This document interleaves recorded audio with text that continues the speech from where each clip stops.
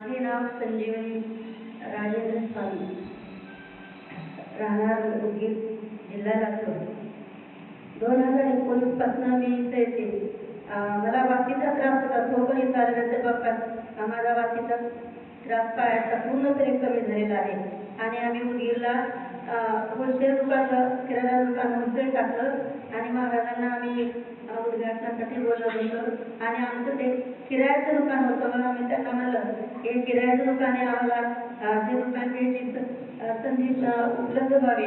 महाराजांनी म्हणले की आशीर्वाद दिले तुम्हाला निश्चित हे दुकान मिळून जाईल. तर आम्ही 6 महिन्याला आम्ही ते दुकान निश्चित घेतलेलं आहे. असेच आम्हाला वरवर महाराजांचे आशीर्वाद लाभावे. टाळ्याच्या गजरामध्ये त्या जिल्हा परिषद शिक्षक आहेत. काय त्या कालच मला सरांनी सांगितलं मला मगाशी. हा, तुमचा सत्कार पुरा संस्था मॅडम आहे, त्या शिक्षिका होत्या. काय सांगितलं? संजीवा ताई सांगतायत की मला संजीवाचा आजार होता. सगळे दवाखाने केले, कुठेही फरक पडत नव्हता. पती पत्नी दोघेही शिक्षक आहेत.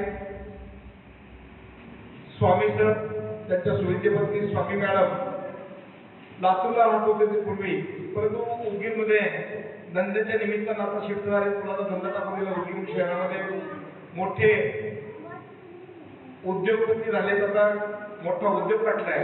उद्घाटनाला मलाच केलं होतं आणि त्यावेळी त्यांनी प्रश्न केला होता की आमचा आजार जो आहे तो संपूर्ण 100% राहिलाय. आता हे दुकान चांगलं करण्यासाठी आशीर्वाद द्या. दुकान आता खूप छान चालतंय. हे तर झालं, पण इथं आपलं स्वतःचं दुकान असलं पाहिजे. कारण भाड्याचं घर खाली कर नियम आहे, त्यामुळं कधीही खाली करावं लागेल. त्यामुळे स्वतःचा गाळा घेतला पाहिजे. तोही त्यांचा गाळा मिळाला आहे आणि तो फक्त बरकतच आशीर्वाद आहे असं त्यांचं म्हणणं आहे. टाळ्याच्या गजरामध्ये आपण स्वागत करूया. धन्यवाद सर. आशीर्वाद मॅडमचा सत्कार करू. एक माहिती मॅडम करत ज्यावेळेस महाराज उद्घाटनासाठी बोलवलं आले, उद्घाटन केले.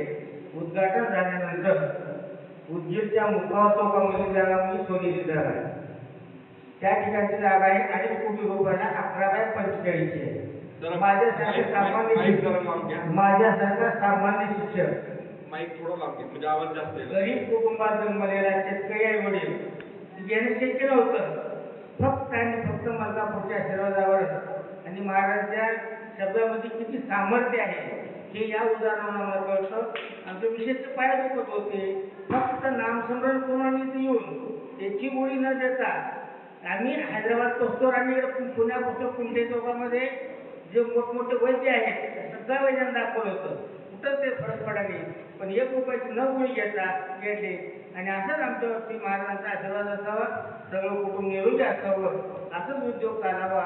महाराजांनी नेहमी येऊन आम्हाला आल्यानंतर भेटल्याशिवाय आम्हाला कल्पना द्यावी, आम्ही तिथून भेटतो एवढीच अपेक्षा आहे. टाळ्याच्या गजरामध्ये स्वागत करूया.